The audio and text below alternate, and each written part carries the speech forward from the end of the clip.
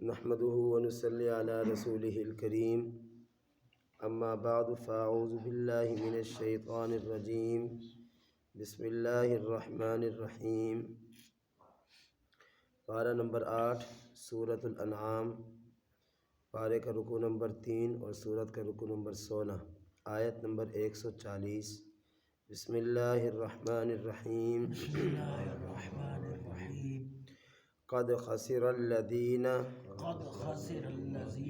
قتلوا اولادهم سفہا بغیر علم وحرموا ما رزقهم اللہ افتراء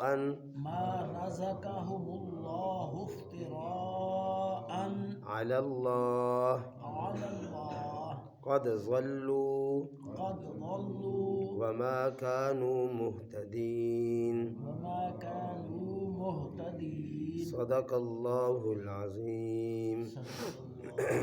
اللہ تعالیٰ ارشاد فرماتے ہیں تحقیق خسارے میں ہیں، نقصان میں ہیں، الذین وہ لوگ قتلوا اولادہم جو اپنی اولاد کو قتل کرتے ہیں، سفہاً بے وقوفی کی وجہ سے، بغیر علم اور بغیر علم کے، وحرموا اور حرام کرتے ہیں ما ان چیزوں کو، رزقہم اللہ جو اللہ پاک نے ان کو عطا کی ہیں، افتراء علی اللہ اللہ پر جھوٹ باندھتے ہوئے۔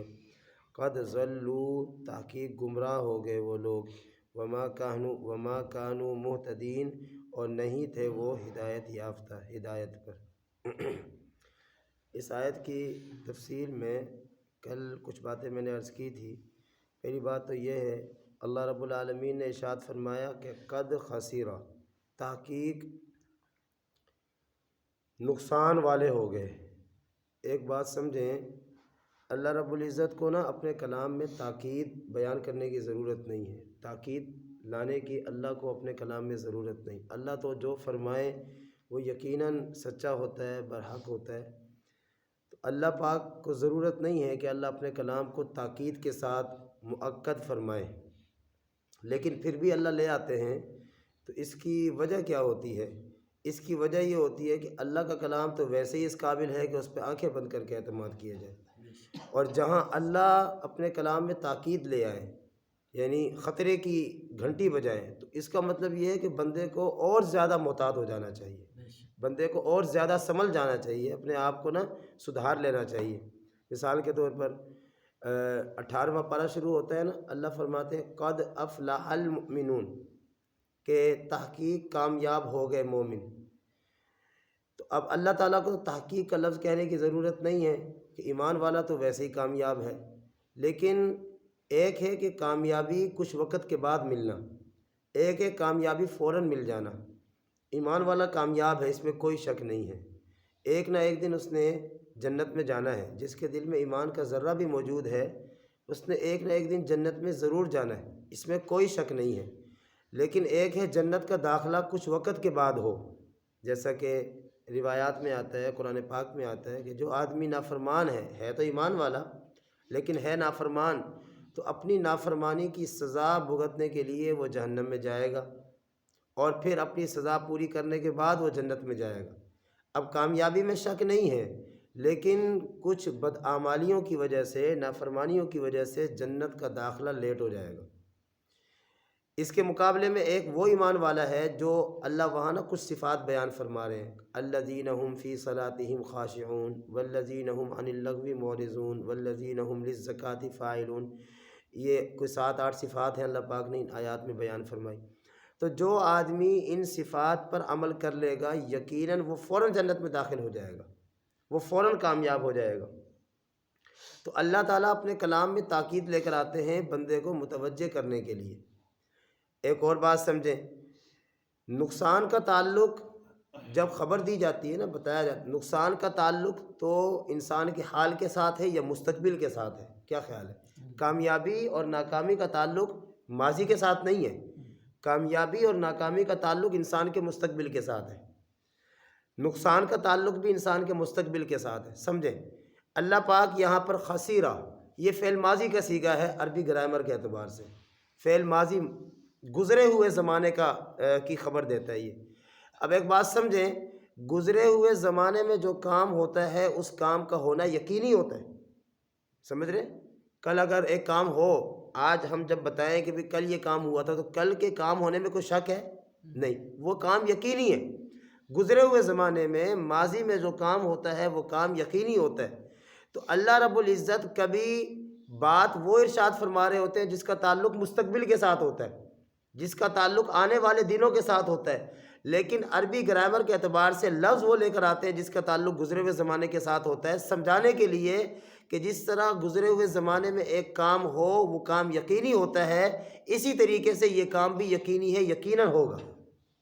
یعنی جو آدمی جو آگے بیان فرما رہے ہیں کہ اپنی اولاد کو قتل کرے، اللہ رب العزت نے جو چیزیں انسان کے اوپر حلال کی ہیں انسان اپنے اوپر خود ہی حرام کر لے، تو اس کا جو نقصان ہے وہ اسی طرح یقینی ہے جس طرح ایک کام گزرے ہوئے زمانے میں ہو اور وہ یقینی ہوتا ہے. تو اللہ پاک یہاں پر نمبر 1 قد یہ تحقیق کے لیے لے کر آئے، اور اللہ کو اپنے کلام میں تاکید لانے کی ضرورت نہیں ہے. نمبر 2 خسیرہ فعل ماضی کا صیغہ لے کر آئے، جبکہ نقصان کا تعلق ماضی کے ساتھ نہیں، نقصان کا تعلق تو مستقبل کے ساتھ ہے.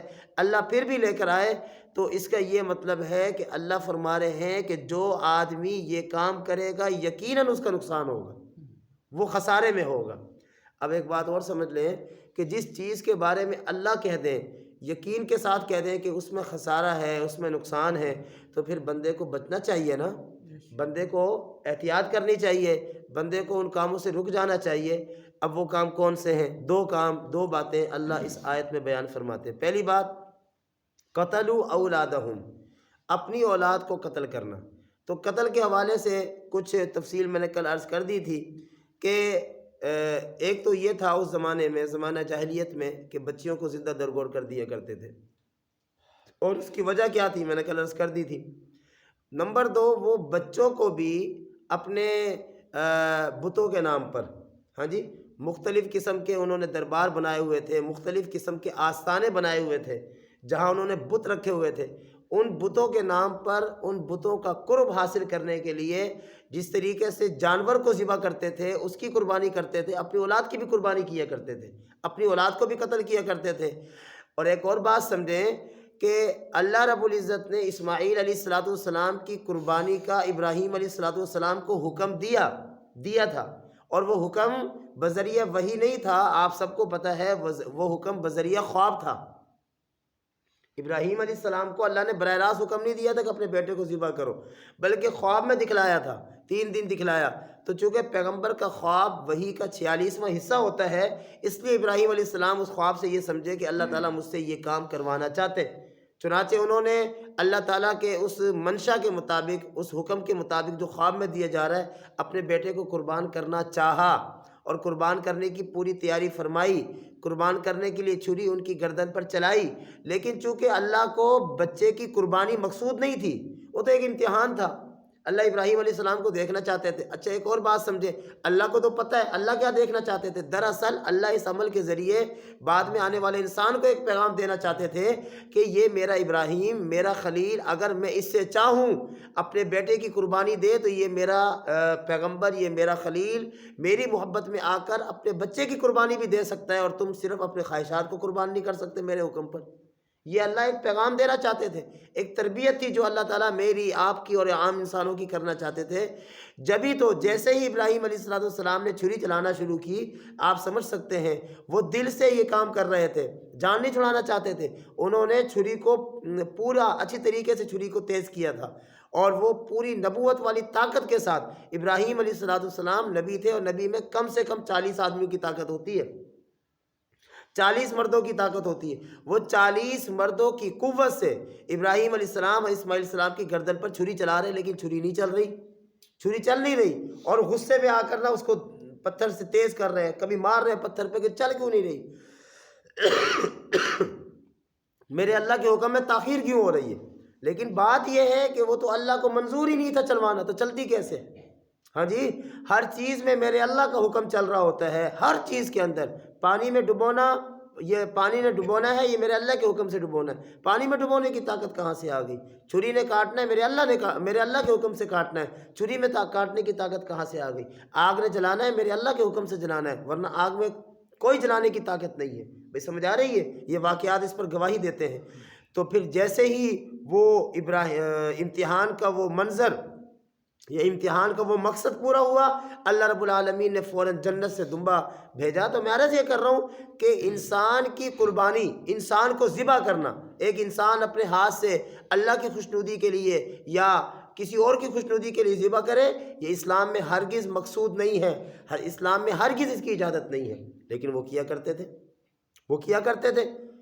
اچھا، اب ایک اور بات سمجھیں، بیٹیوں کو زندہ درگور کرنے کے حوالے سے جو ہم سنتے ہیں زمانہ جاہلیت میں، تو ٹھیک ہے، وقت کے اعتبار سے چیزیں تبدیل ہو جایا کرتی ہیں۔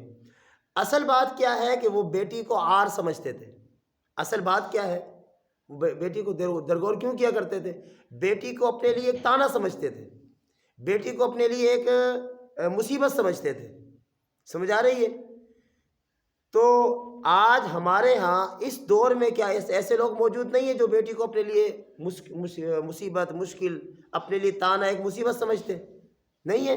کہ آج ہمارے ہاں ہماری بیٹیوں کو، ہماری بہنوں کو اس وجہ سے طلاقیں نہیں دی جاتی کہ دوسری تیسری بیٹی تو نے کیوں پیدا کر لی ہے؟ کہ ہمارے ہاں اس وجہ سے ہماری بیٹیوں کو تنگ نہیں کیا جاتا کہ اگر ان کے گھر میں جو ہے نا، ان کے گود میں بیٹا نہ ہو، بیٹی اللہ پاک دے دے؟ تو تھوڑی سی نوعیت بدل گئی ہے، سوچ وہی ہے، تصور وہی ہے۔ اگر یہ تصور اس وقت غلط تھا تو یہ تصور آج بھی غلط ہے۔ اگر یہ سوچ اس وقت غلط تھی اور وہ زمانہ جاہلیت ہے، اسلام سے پہلے کا زمانہ ہے، تو یہ سوچ آج جب کہ اسلام پوری آب و تاب کے ساتھ دنیا میں موجود ہے، ہاں جی، اسلام اپنی پوری قوت کے ساتھ اس دنیا میں موجود ہے، اگر یہ سوچ زمانہ جاہلیت میں غلط تھی تو آج بھی غلط ہے۔ سمجھ آ رہی ہے؟ ایک وجہ یہ تھی۔ اور دوسری وجہ، کیوں قتل کرتے تھے اپنی اولاد کو؟ ہاں بھائی، کیوں قتل کرتے تھے اپنی اولاد کو؟ یوں کہا کرتے تھے کہ ان کو کون کھلائے گا پلائے گا، ان کو رزق کون دے گا، ہاں جی، ان کی ذمہ داری کو کون پورا کرے گا؟ قرآن پاک میں اللہ تعالیٰ فرماتے ہیں وَكَأَيٍّ مِّن دَابَّةٍ لَّا تَحْمِلُ رِزْقَهَا اللَّهُ يَرْزُقُهَا، کہ دنیا میں بہت سے جانور ایسے ہیں جو اپنے رزق کو اپنی کمر پر لادے نہیں پھرتے۔ آپ دیکھیں، صبح دیکھیں، ابھی آپ باہر نکلیں گے، ہم باہر نکلیں گے، جانور، پرندے، ہاں جی، چڑیا، کوے، کبوتر وغیرہ وغیرہ، وہ اپنے اپنے گھونسلوں سے نکلیں گے، کہاں جا رہے ہیں بھائی؟ رزق کی تلاش میں جا رہے ہیں۔ اور جب شام کو وہاں سے واپس آئیں گے تو بھرے پیٹ کے ساتھ واپس آئیں گے۔ کہاں ہیں ان کی کارخانے؟ کہاں ہیں ان کی فیکٹریاں؟ کدھر ہے ان کا نظام؟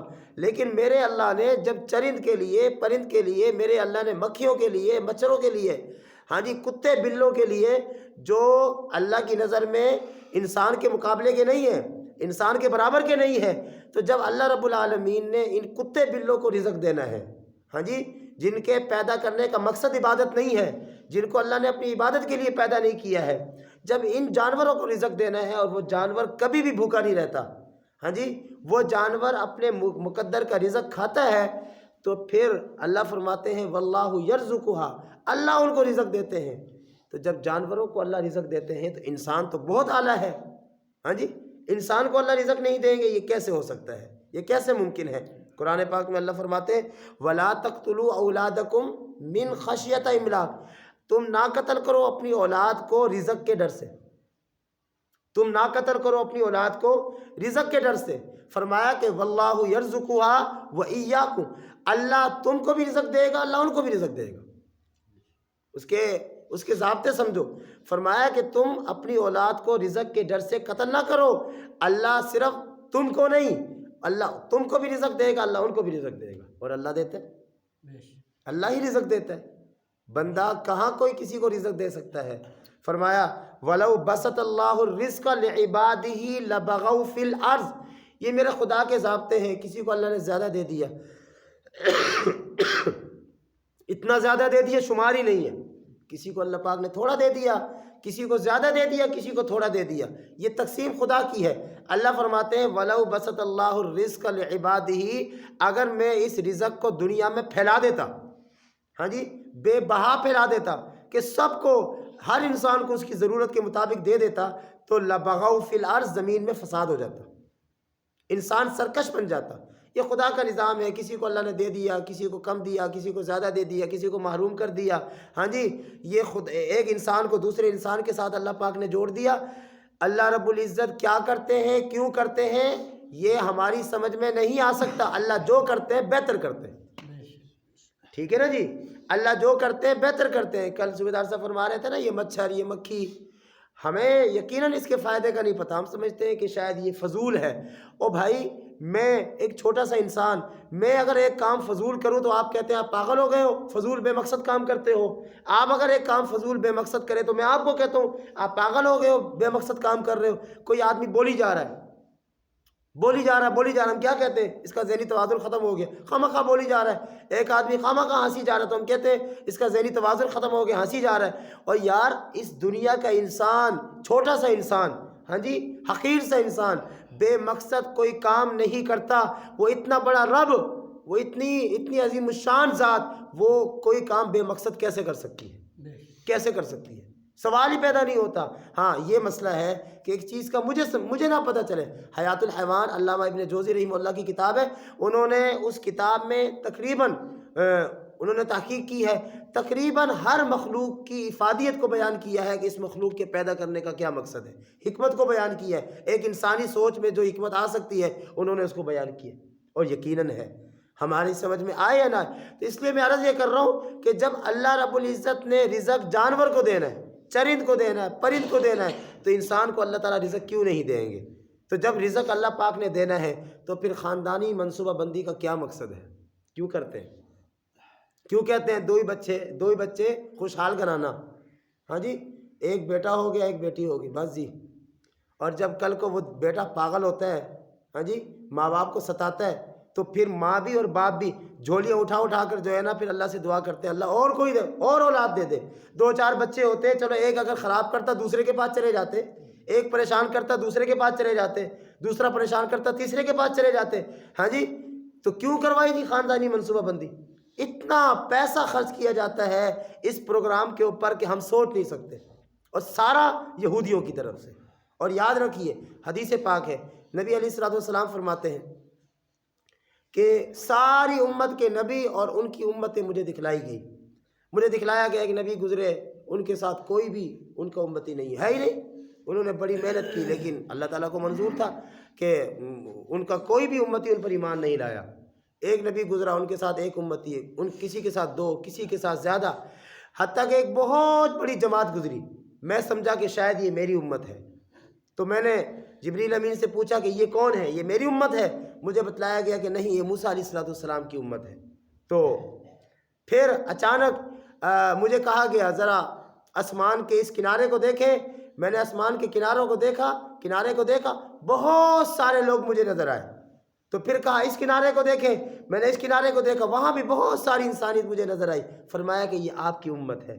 رسول اکرم صلی اللہ علیہ وسلم نے فرمایا کہ کل قیامت والے دن میں اپنی امت کی کثرت پر فخر کروں گا۔ یہودیوں کو یہ چیزیں چبھتی ہیں، یہودیوں کو یہ چیزیں تکلیف دیتی ہیں۔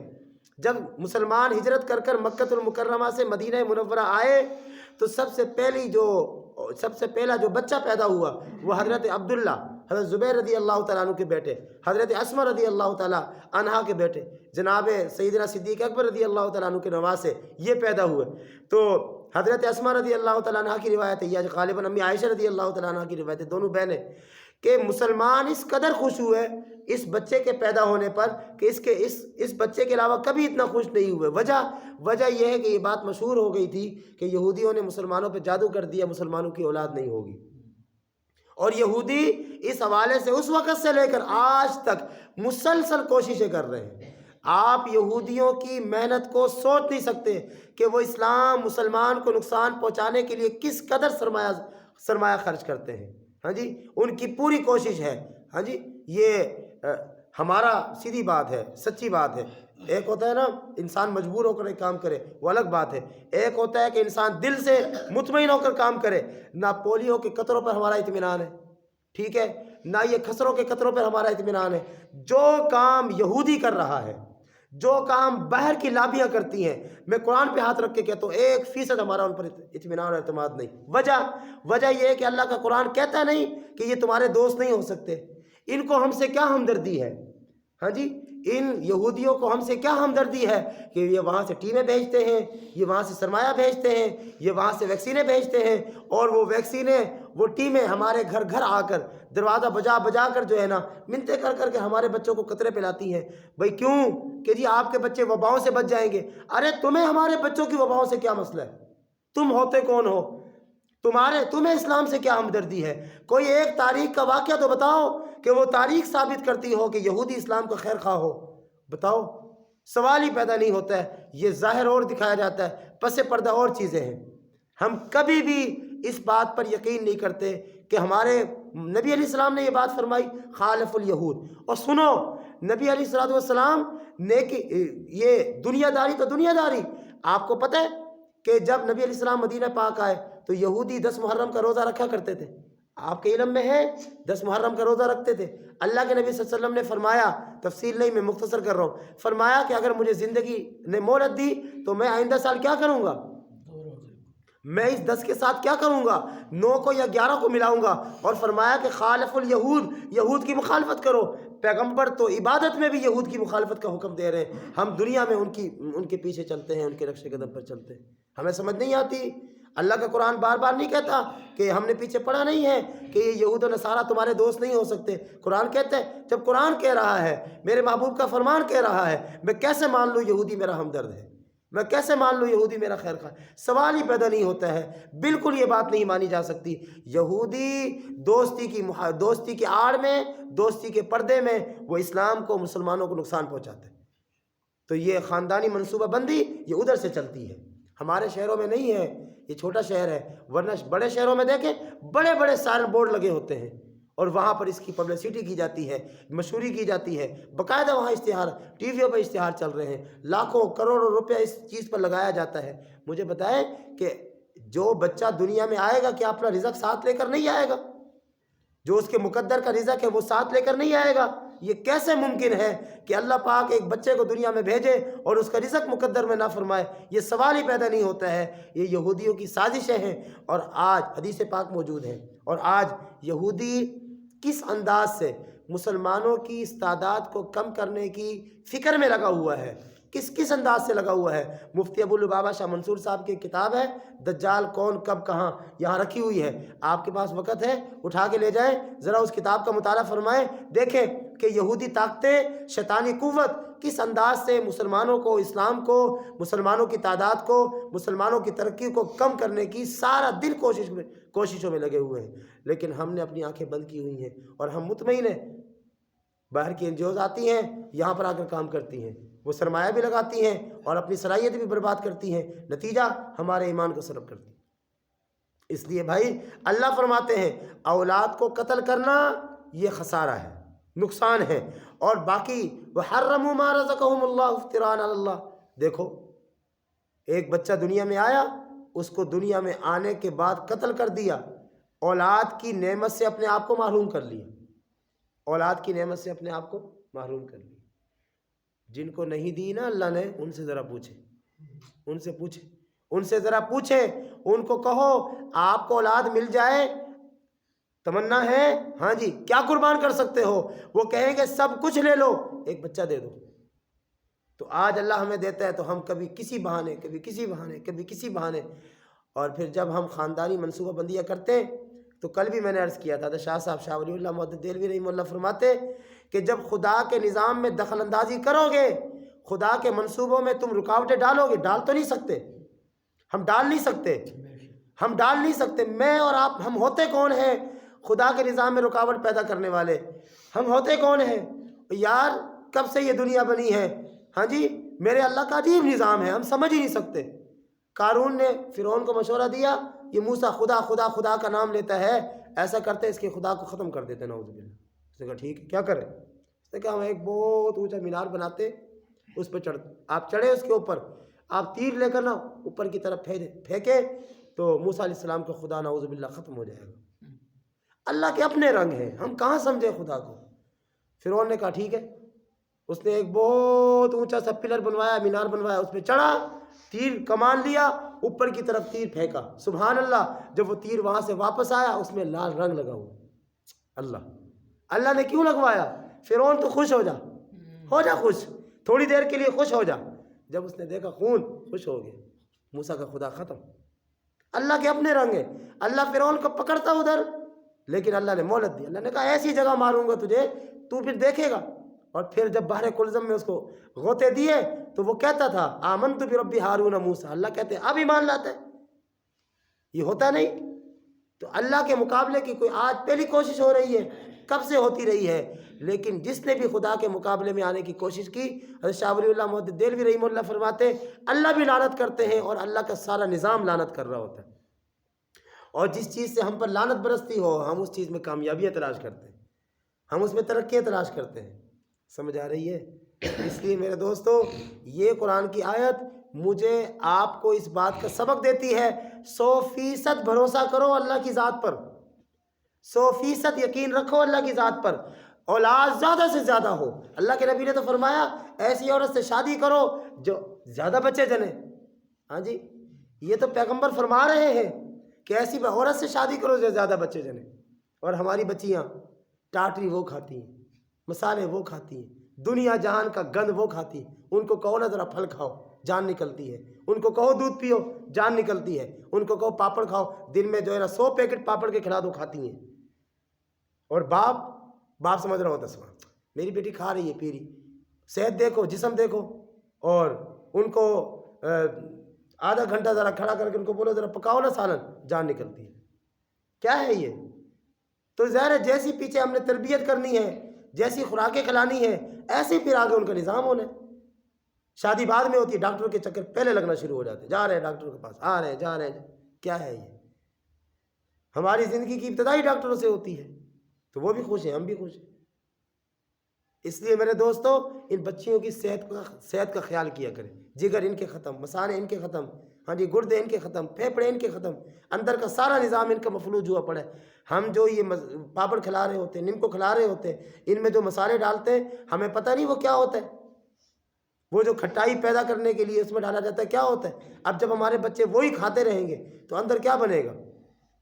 اس لیے بھائی ان کا صحت کا خیال کریں، ان کو خوراکیں کھلائیں تاکہ کل کو ان کی زندگی بھی مصیبت میں نہ پڑے اور ان کے جو دوسرے ان کے متعلقین ہیں وہ بھی پریشان نہ ہوں۔ بہرحال اللہ پاک نے فرمایا کہ وَحَرَّمُوا مَا رَزَقَهُمُ اللَّهُ افْتِرَاءً عَلَى اللَّهِ، یہ حرام کرتے ہیں جو اللہ نے ان کو عطا کیا ہے، اللہ عطا کر رہا ہے، یہ اپنے آپ کو اس سے محروم کر رہے ہیں۔ فرمایا قَدْ ضَلُّوا، یہ گمراہ ہو گئے۔ کتنا سخت انداز ہے اللہ کا، یہ گمراہ ہو گئے اور ایسے گمراہ کہ ان کو ہدایت بھی نہیں ملے گی۔ جس اللہ پاک نے ہدایت دینی ہے وہ اللہ یہ اعلان کر دے کہ ان کو ہدایت نہیں ملے گی، بتاؤ اب ہدایت کہاں سے ملے گی؟ اللہ رب العزت جو کچھ کہا سنا سمجھا عمل کرنے کی توفیق عطا فرمائے۔